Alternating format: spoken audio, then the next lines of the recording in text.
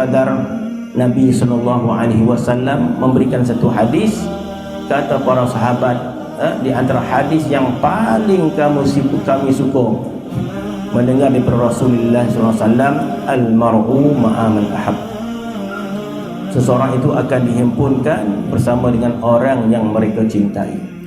Ketika mana sahabat bertanya kepada Rasulullah SAW, ya Rasulullah, bagaimana perihal seseorang yang mencintai sahabatnya tetapi dia tidak mampu untuk beramal seperti para sahabatnya? Masya Allah, sahabatnya kuat baca Quran, sahabatnya kuat berpuasa, Masya Allah, sahabatnya kuat beramal, dia tak mampu beramal.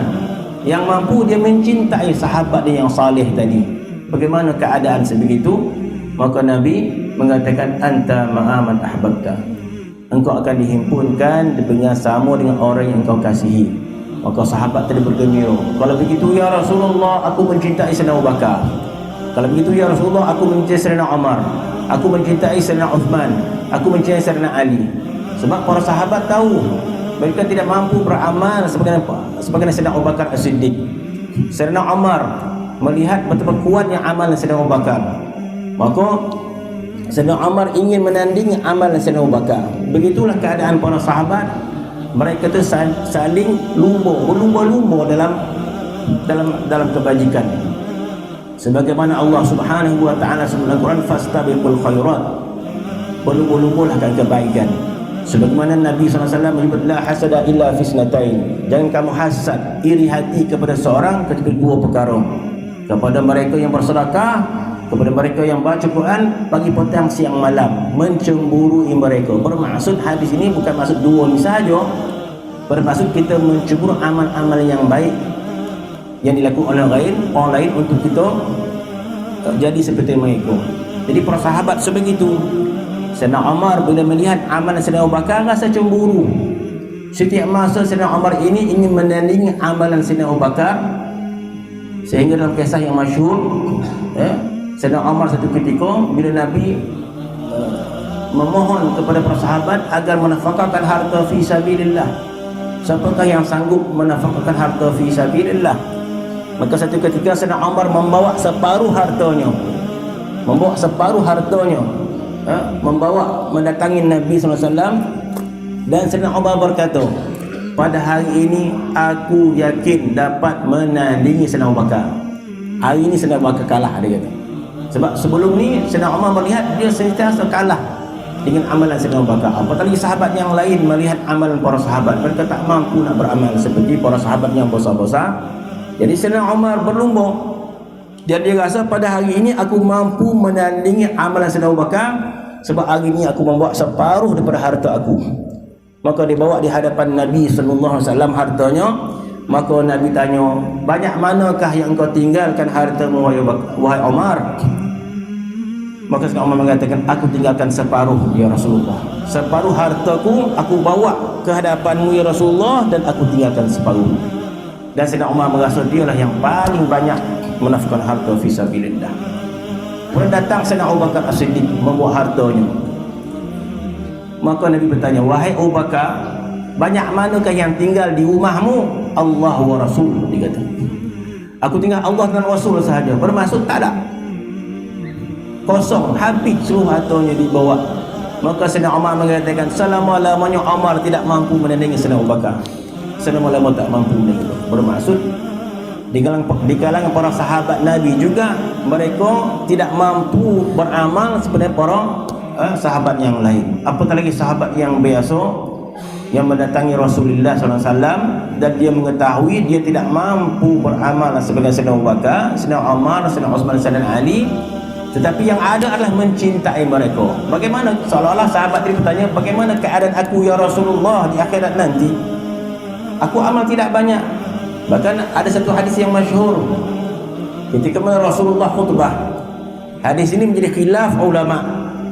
Ketika mana khutbah, apa hukum orang bercakap kita khutbah?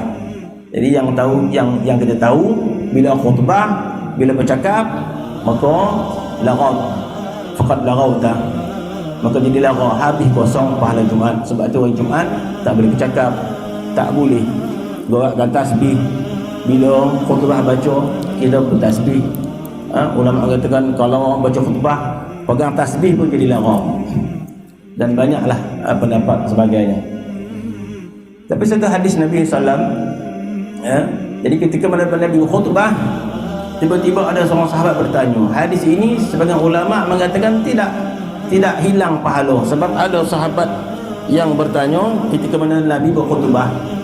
Maka ketika Nabi khutbah Jumaat, sahabat angkat tangan, ya Rasulullah nak tanya. Kita kalau khatib baca khutbah nak tanya isi kandungan khutbah tuan. Kita pun halau lah. Tengah khutbah nak ngacau. Rasulullah tengah khutbah, sahabat angkat, ya Rasulullah nak tanya soal. Nabi kau nak tanya apa? Mata sa'ah. Sahabat tanya, ya Rasulullah, hari kiamat bila?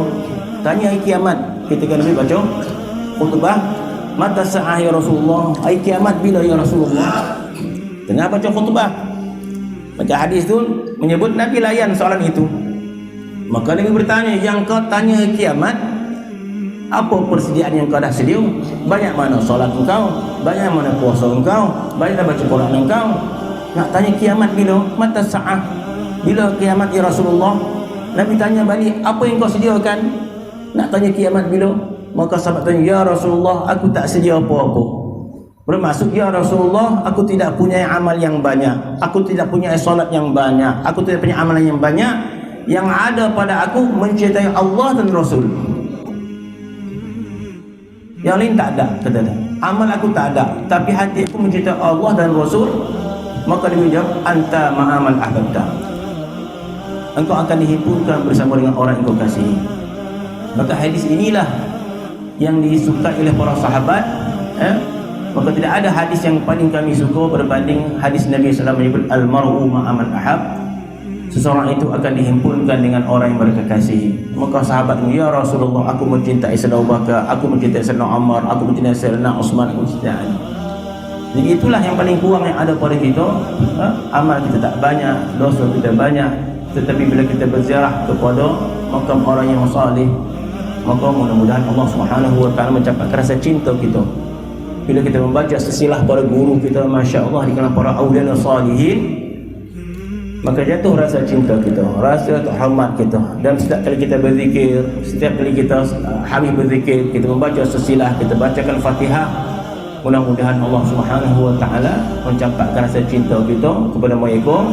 Walaupun amal kita tidak banyak, walaupun dosa kita banyak, tapi jangan terkeluar rasa cinta kita kepada para aulia dan salihin. Maka itulah modal kita di akhirat nanti, iaitu cinta kepada orang-orang yang salih. Jadi mudah-mudahan Allah Subhanahu wa taala menambahkan rasa cinta kita, dan Allah Subhanahu wa taala menjadikan kita muhibbin, orang mencintai orang yang salih walaupun kita bukan orang yang salih. Amin ya rabbal alamin.